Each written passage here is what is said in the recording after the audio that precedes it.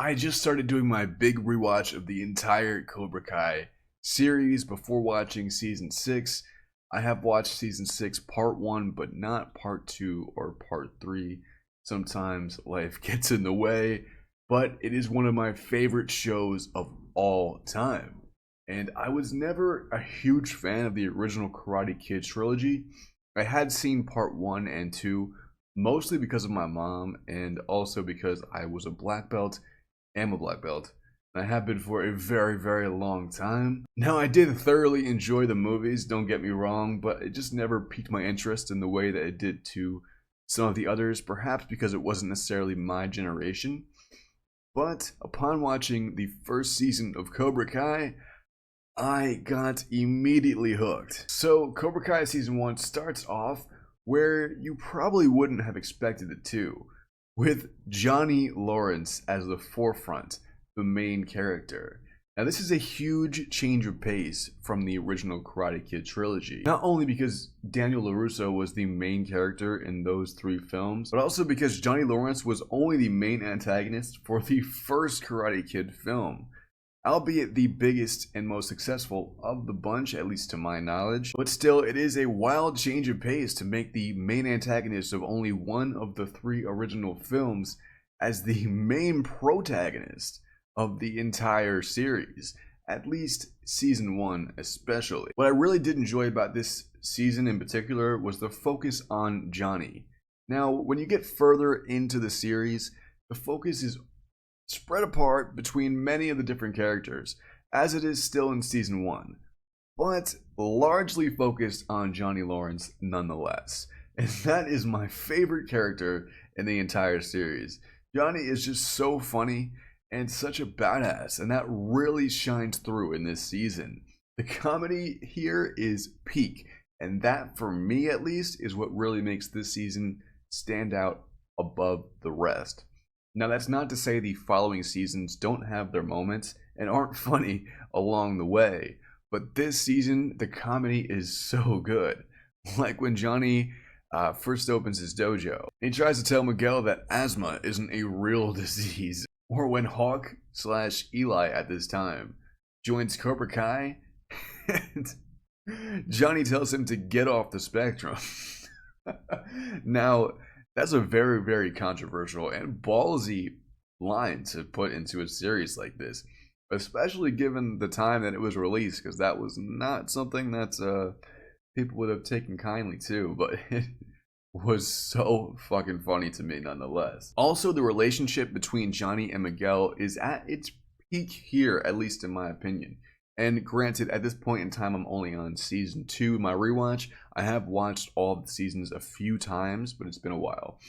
But to what I remember and to what I've just seen, season 1, Johnny and Miguel, that relationship is just so impactful, even to me. And I can't really relate to it in any way, but just seeing Johnny take such a likeness to Miguel and taking care of him as a father would to a fatherless child is just such a passionate and beautiful thing that I really, really love, and almost brought tears to my eyes at moments. In my opinion, the world needs more fathers like Johnny Lawrence.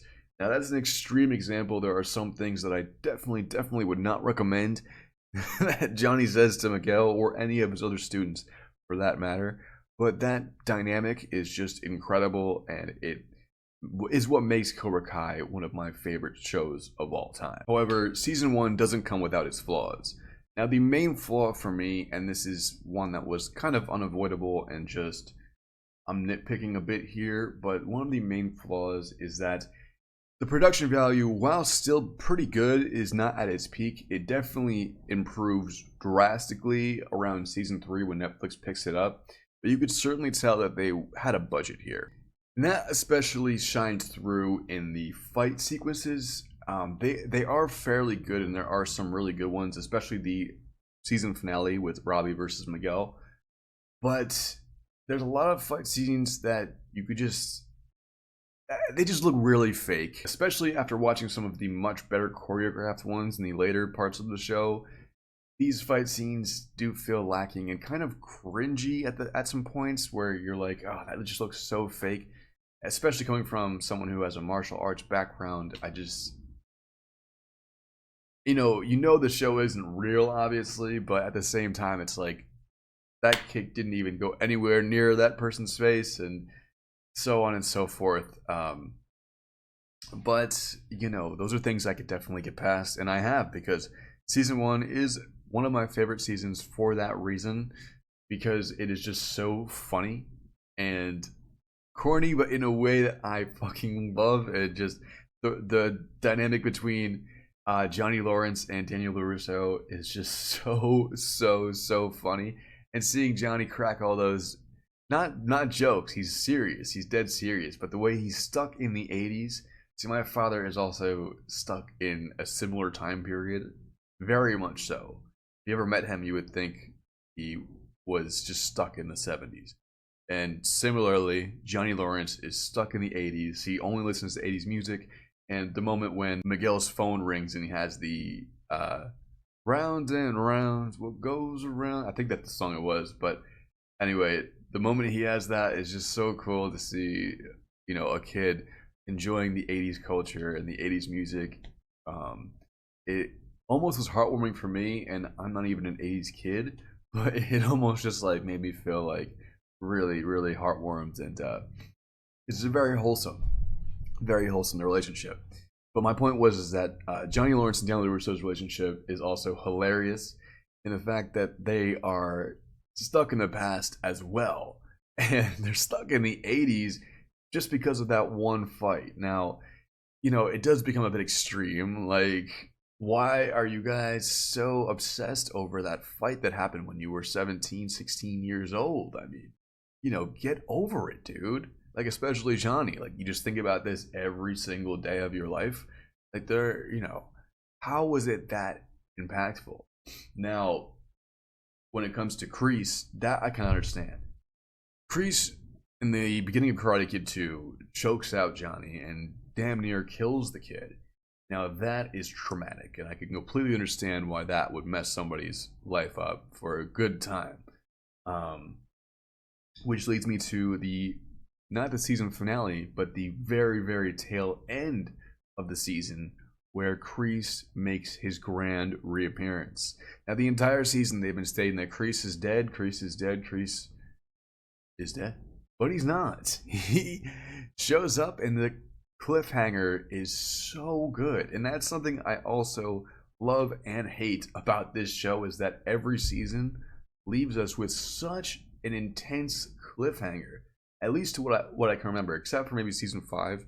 That felt like it could have wrapped up right there. I remember when I watched that, I was like, how are they going to go for season 6? This is like the perfect ending. But the season 1 cliffhanger, nonetheless, is very well made. It makes you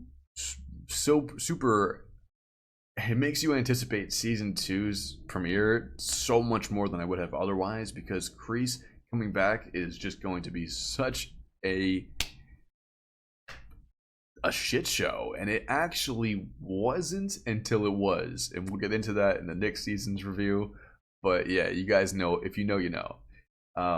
But also we'll touch on the season finale as well with the tournament.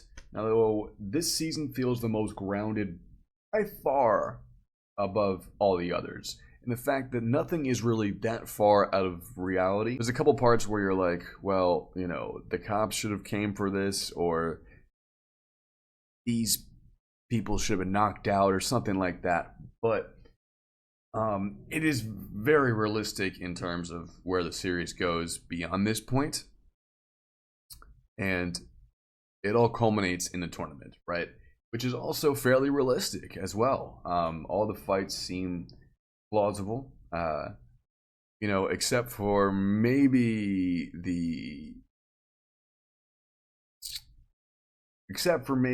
previous year's winner losing so easily. I mean, these are kids who just started learning karate, so I mean, that is the only part that seems a bit unrealistic to me. But anything's possible, and Cobra Kai, they went through a lot to get to where they are. So, you know, it's still not really a nitpick, not really a bad thing for me. It's not a con. That they worked hard to become the martial arts that they are, and it pays off in that tournament. Um, there's a lot of callbacks too. Hawk injuring Robbie is just exactly like what happens in the original Karate Kid, and then what you don't really expect to happen happens. Robbie gets back up at the end, and he's like, "I got injured," just like Daniel did in the original Karate Kid. But Miguel still wins the fight. That's a little bit of a twist. I mean, the thing is, Miguel is the main character in this season, and he is kind of throughout. And he is sort of throughout the entire series as well, along with Johnny, of course. But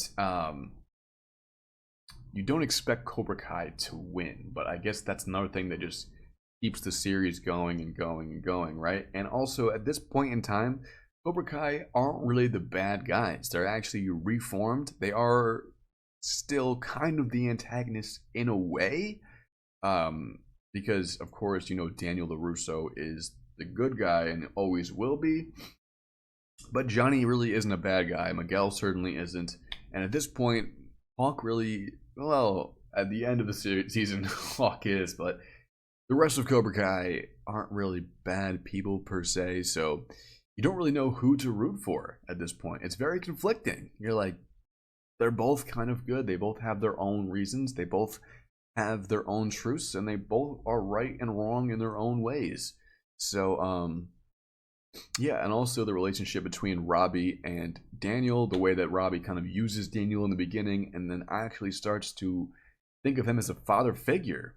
And the fact that Johnny sees this and sees Robbie taken in by Daniel, his own son, who he didn't abandon but didn't really care for, and how heartbreaking that is for him.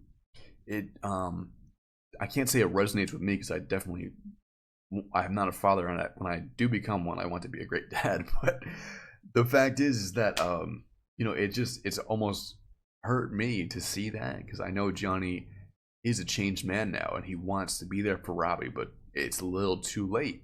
And just seeing his worst enemy take in his son, that's gotta hurt. And of course, my review all culminates to one of the craziest things you could think of.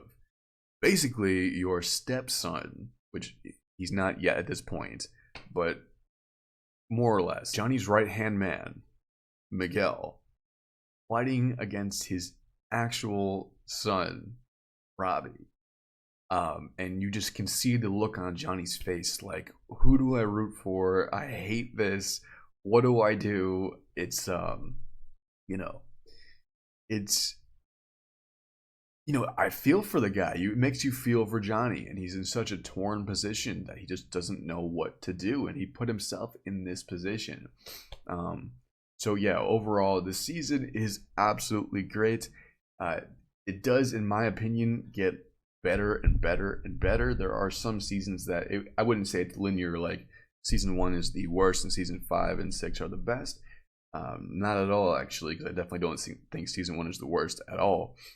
But the series does get better in terms of production and in terms of fight scenes and the drama, which I am huge about for this show. So I know some people think season 1 is the best season of the much.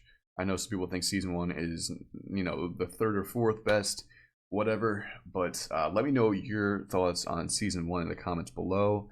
And yeah, I will rank all the seasons in order of best to worst once I finish each individual season review. But until then, I'll see you guys in a few days for the season 2 review. Like, comment, subscribe. Peace.